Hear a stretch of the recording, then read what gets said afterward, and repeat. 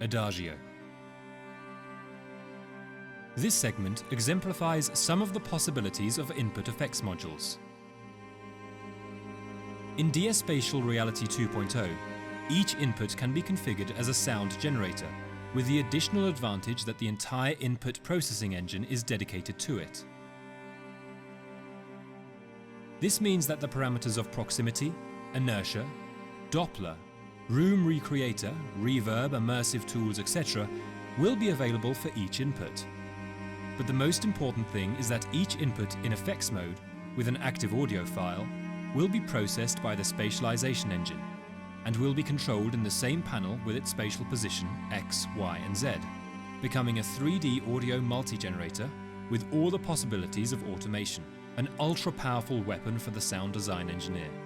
Let's take the soprano's performance as an example.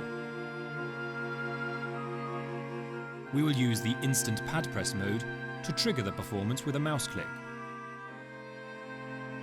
Using the proximity parameter, we will make the distance from the soprano to the head be used as a modulator of the dynamics. We will also use the Doppler parameter to infer slight frequency changes, to give more realism and induce a more dramatic vibrato. We will add some inertia to smooth out the changes in dynamics and frequency. And we will change the position in the space, to give it movement and establish the position in the virtual sonic room.